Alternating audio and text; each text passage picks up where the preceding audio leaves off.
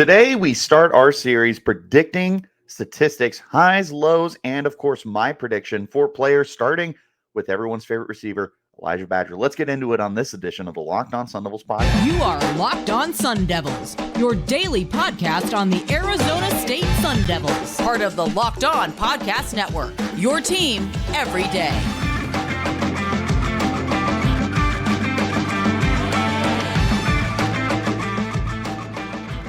Hello and welcome back to the Locked On Sun Devils podcast, part of the Locked On Podcast Network, your team every day. My name is Richie Bradshaw, and I will be your guide for everything Arizona State Sun Devils. A special shout out to my everydayers that are here every day. And don't forget to hit like or subscribe and turn on those notifications wherever you're getting your podcasts. And stay in touch, of course, by following me on Twitter at RichieBrads36 and the podcast at LO_Sun Devils. Guys, it is towards the end of June, with July right around the corner. And we have a lot of Sun Devils to talk about for statistics this year, because there's going to be a lot of guys to predict on who's going to get involved. We have a ton of receivers. We got a handful of tight ends. We got running backs. We got quarterbacks. There's a lot of guys to talk about here for predictions for their statistics. And we did this last year. It was a lot of fun. I think you guys liked it quite a bit. So we're doing it again this year, and we're going to start off with a bang. We're going to start off with the wide receivers. So tomorrow we'll be talking about Xavier Guillory, but today we're talking about everyone's favorite number one receiver, Elijhah Badger.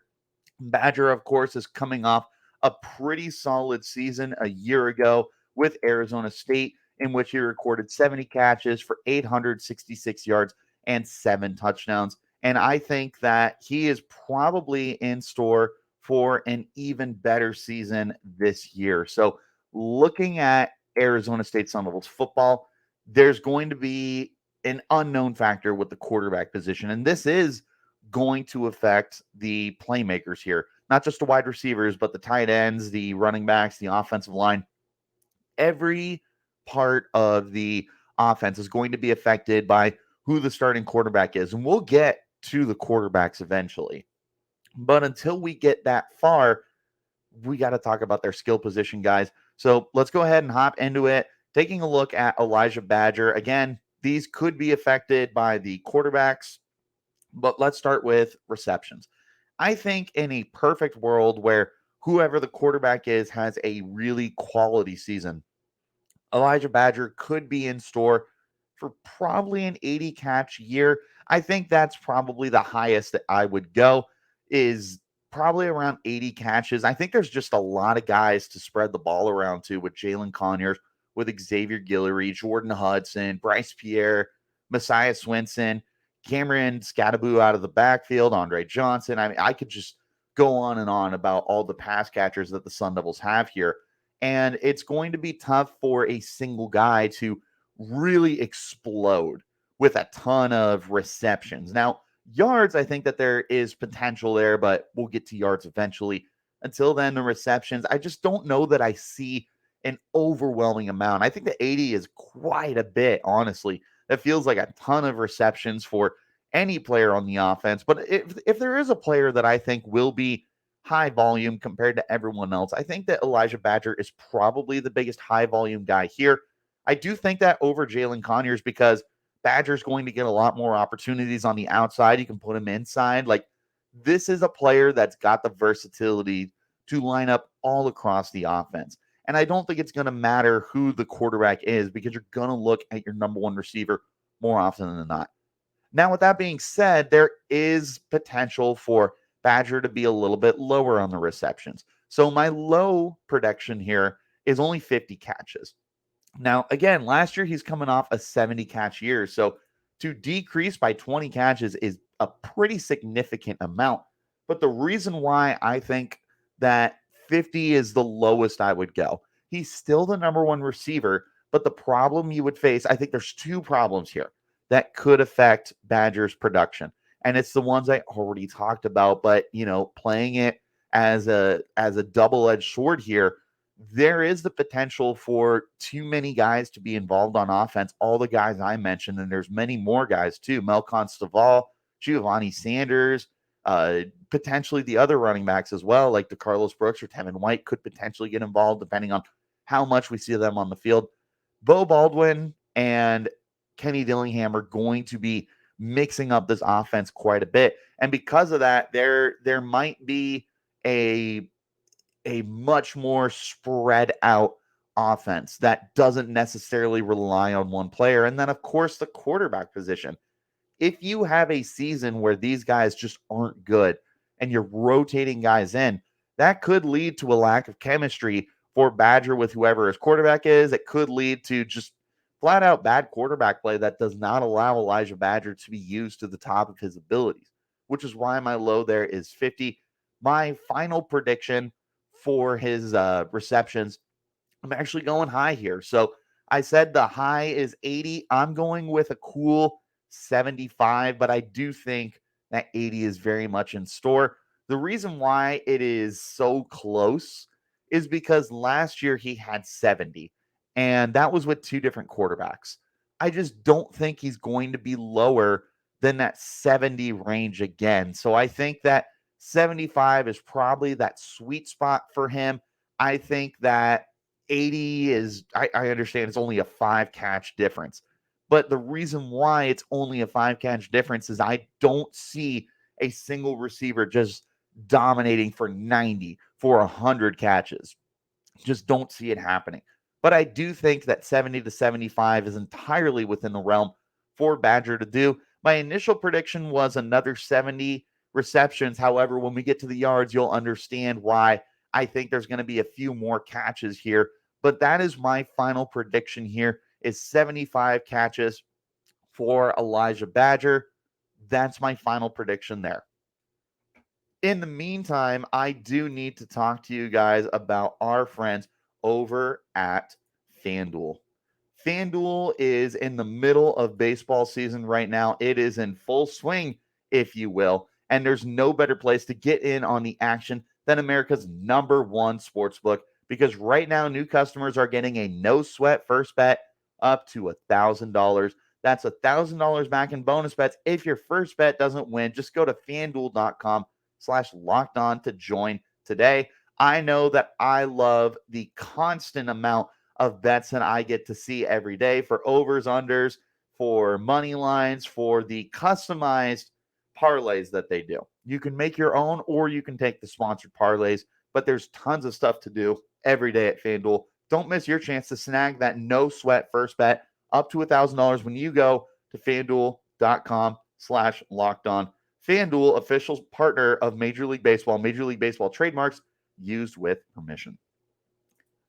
Thank you guys, as always, for tuning in wherever you're getting your podcast. Hit like and subscribe and turn on those notifications so you get an update whenever we post new content. And of course, again, tomorrow's episode is going to be focusing on Xavier Guillory, the new receiver for Arizona State. Tune in as we discuss him. All right, back into the predictions here for Elijhah Badger. Next, we're going to be taking a look at the receiving yards, and I do think that Badger is in store for a much bigger season in the receiving yards category. However, the discrepancy between the high and the low is quite a bit here. Let's talk about the high first. I got 1,200 yards. I think that Badger is going to be used a lot more as a deep threat this year. He showed off that potential last year. He showed that he could be a guy who can stretch the field in more ways than one. He can be that deep threat for a touchdown. He can be that post guy. He can be across the middle, 15, 20 yards down the field. I think that Badger is really just getting ready to scratch the surface of the kind of receiver he can be at every level of the field. But I do think that Badger could potentially turn into a really good deep threat for the team. And when you look at the other guys on the roster here, I think there's a handful of guys that could stretch the field. I don't even think that Badger's necessarily the best deep threat here. I think that's probably Jordan Hudson, maybe even Andre Johnson, believe it or not. But I look at Badger and he's just a complete receiver. And with being a complete receiver comes the ability to create after the catch, to be able to stretch the field and do a little bit of everything. And I think that that is right about what Badger is going to be able to do this year for the Sun Devils. So My high there is 1,200 yards. And of course, if you were to do the math with the high of 80 receptions, that is a very, very good 15 yards per catch. He had 12.4 last year. That would be a pretty nice uptick in the average department, but I think that that's obtainable for Badger. Now, the low that I have here is half of that. I think the lowest Badger can go is probably about 600 yards. And I don't know if I really see any scenario where that happens. But again, with my low of 50 catches, that would be that would be probably about what he could do with 50 catches.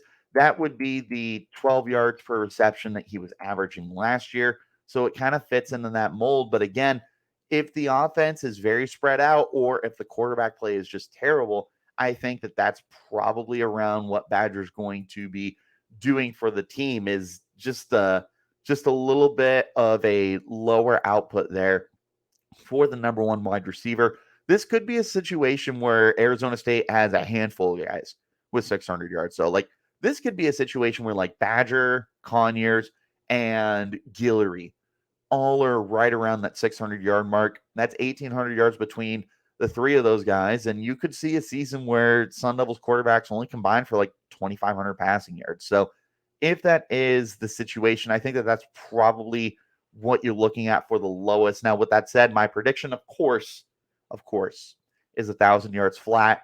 I think that Badger is going to be a much better receiver in 2023 and that he's going to be able to hit that 1,000-yard mark, even if he just scrapes by, because this is probably the situation that I see for him.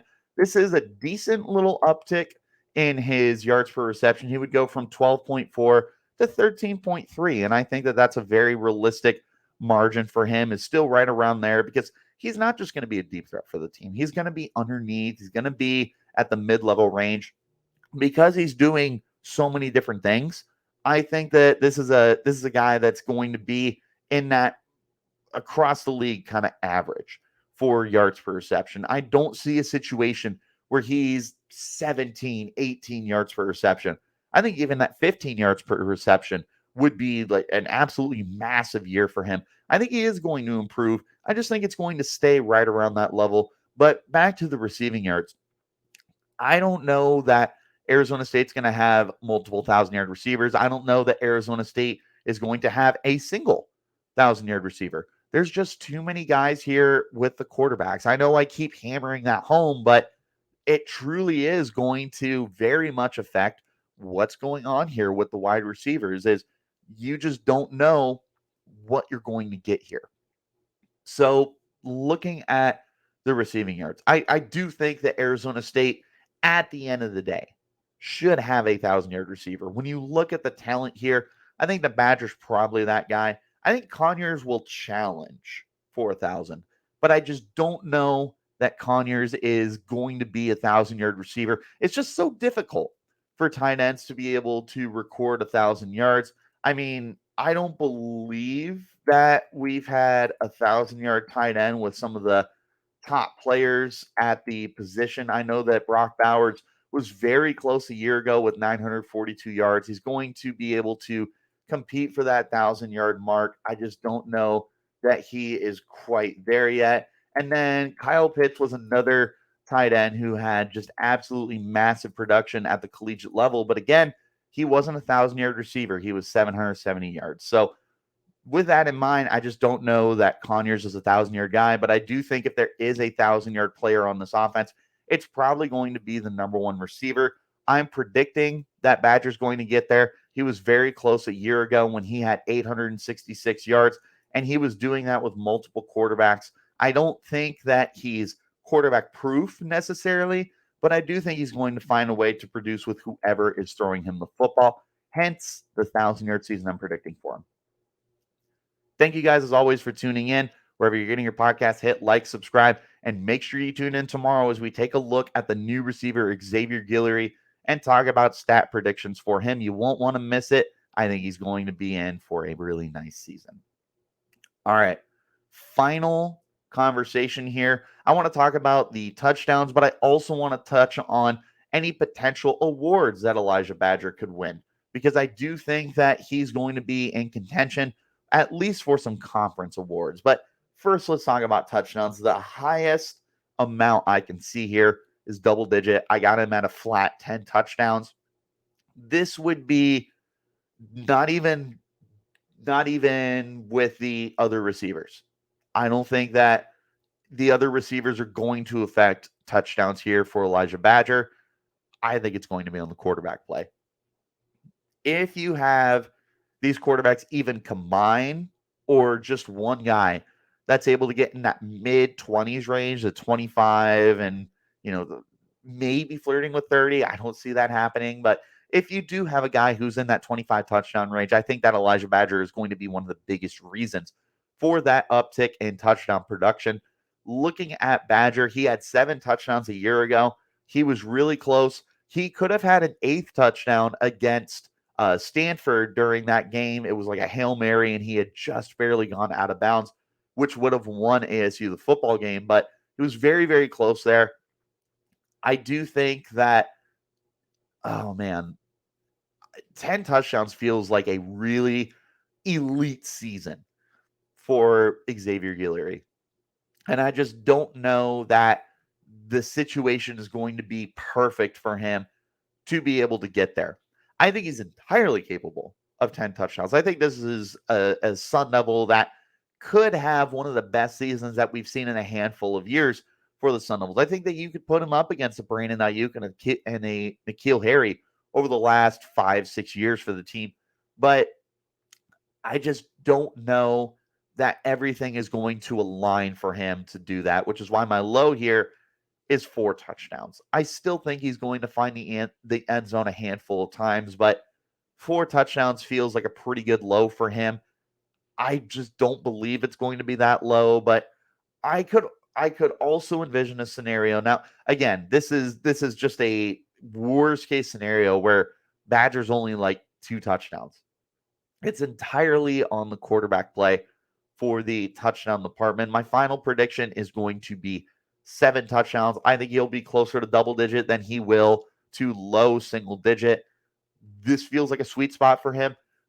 Spoiler alert, he's not going to lead the team in touchdowns. We'll find out who that is as we continue this series. But 7 touchdowns, my prediction for Elijhah Badger. No matter who's throwing him the quarterback, no matter how consistent the quarterback play is, Badger's going to get his. He had 7 a year ago with 2 different quarterbacks, could have had 8, probably even could have had a handful more if he had been able to have more consistent quarterback play. But we'll find out this year, because the quarterback play is going to affect a lot of guys here. It's not just going to be Badger. We will see that as we continue going through. But bottom line, this feels like a really good spot here. So going over the highest season, the lowest season, and my predicted season. In a massive best case scenario, I think 80 catches, 1,200 yards, and 10 touchdowns would be something that would just be unbelievable for Elijhah Badger. It'd be one of the best seasons the Sun Devils wide receiver has ever had, and it would be a very memorable season for fans to look back upon. A low case scenario, 50 catches, 600 yards, 4 touchdowns. I think this would have more to do with the offense and with the quarterback play than with Badger. I don't think that he is that caliber player. I think that this would be a lot more contingent on the way the offense is run. My final prediction is 75 catches, 1,000 yards, and 7 touchdowns. With that being said, I think that his season will be good enough for a second team all Pac-12. There's a lot of good receivers in the Pac-12 right now. You've got a receiver at Oregon. I want to say Troy Franklin, but I feel like that's not right. I feel like I'm confusing him with someone else. So my apologies to the Oregon receiver whose name I can't remember. You've got Dorian Singer, who transferred over to USC from Arizona. And speaking of Arizona, you've got their second-year guy. Again, his name's not ringing a bell for me. I know he's got like a little bit of a nickname because his first name's very unique. But they also have Jacob Cowing. You've got Romeo Odunze up at Washington, who's going to be a first-team guy. And I'm sure that there's plenty of other guys scattered throughout the conference. I know that Washington actually had 2,000-yard receivers. I know that Washington State's going to throw the football a lot. Utah's probably got some guys. I'm sure that Colorado could potentially get some guys up there as well. It's going to be really stiff competition in the Pac-12 for those all-pro or all-team honors. I think the Badgers season is going to flirt with a first team, especially if he has the best case scenario season. I think it'd be really difficult to not make him a first team. But I do think that 1,000 yards and 7 touchdowns will definitely get some attention. I think in a worst case scenario, this is an all mention, like all honorable list Pac-12 guy. He's going to have one of the better seasons in the Pac-12, no matter what's going on with the offense and no matter what's going on with the quarterback. What do you guys think Elijhah Badger is in for this year? Is he a 1,000-yard guy? Is he double-digit touchdowns? Let me know your stat predictions in the comments or hit me up on Twitter at RichieBrads36 or the podcast at LO_Sun Devils. Tell me your predictions for Elijhah Badger, why you love him, why you're not sure about him. But thank you guys, as always, for tuning in. Wherever you're getting those podcasts, hit like, subscribe, and turn on those notifications so you get an update whenever we post new content. That's all that I got for you guys today. Tune in tomorrow as we talk about the number 2 receiver, Xavier Guillory. And until then, you keep it locked right here on Locked On Sun.